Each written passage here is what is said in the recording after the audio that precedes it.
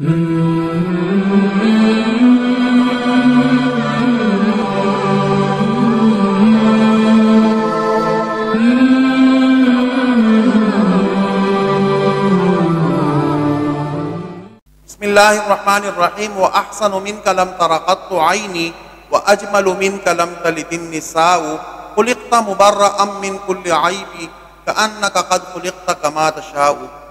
अल्लाह रब्बुल इज़्ज़त ने हमारे नबी अलैहिस्सलातु वस्सलाम को जो मकाम और मर्तबा अता किया है, इतना बुलंद व बाला मकाम और मर्तबा न अल्लाह ताला ने किसी इंसानों में किसी इंसान को अता किया है, न फरिश्तों में किसी फरिश्ते को अता किया है, और न किसी जिन्नात ने किसी जिन को अता किया है।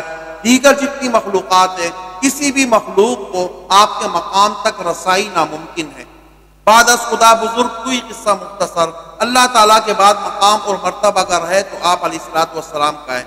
जहाँ आपको अल्लाह ताला ने हर हवाले से और हर लिहाज से बुलंद व बाला मकाम अता किया, वहाँ पर अल्लाह ताला ने दीगर अंबिया इकराम के मुकाबले में, पैगम्बर और रसूलों के मुकाबले में आपको इतने मौजज़ात अता किए कि जो किसी नबी को इतने मौजज़ात अता नहीं हुए।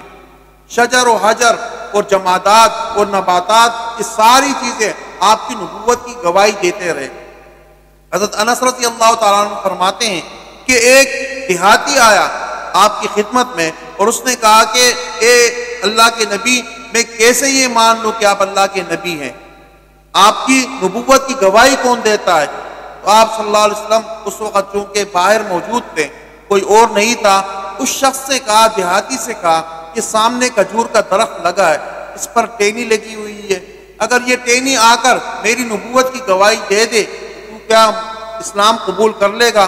उसने कहा, बेशक अगर ये टहनी आपकी नबूवत की गवाही दे देती है तो मैं आप पर ईमान ले आऊँगा।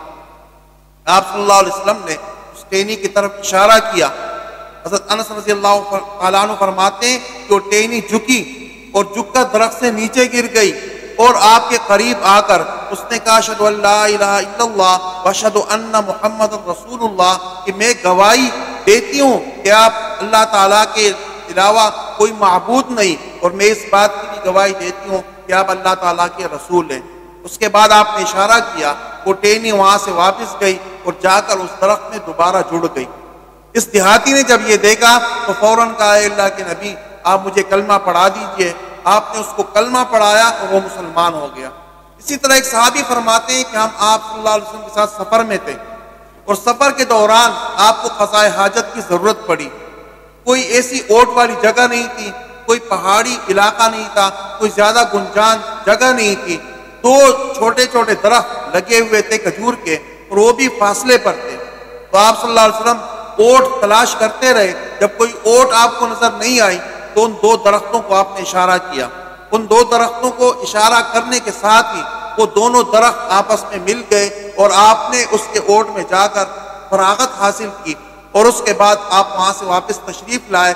जैसे ही आप तशरीफ लाए तो उसके बाद वो दरख्त अपनी अपनी जगहों पर वापस जाके खड़े हो गए। तो आप सल्लल्लाहु अलैहि वसल्लम को जो अल्लाह रब्बुल इज़्ज़त ने मकाम और मर्तबा अता किया था, तो हैवानात को भी, शजर और हजर को भी, दरख्तों को भी, पत्थरों को भी, पहाड़ों को भी, और हर उस चीज़ को जो अल्लाह ताला की मखलूक में शामिल है, हर चीज़ आपकी नबूवत की गवाही देती थी। अल्लाह ताला से दुआ है कि अल्लाह रब्बुल इज़्ज़त हमें आप सल्लल्लाहु अलैहि वसल्लम के मुबारक और नूरानी तरीक़ों को अपनाने की तौफ़ीक़ अता फरमाए। वमा अलैना इल्लल बलागुल मुबीन।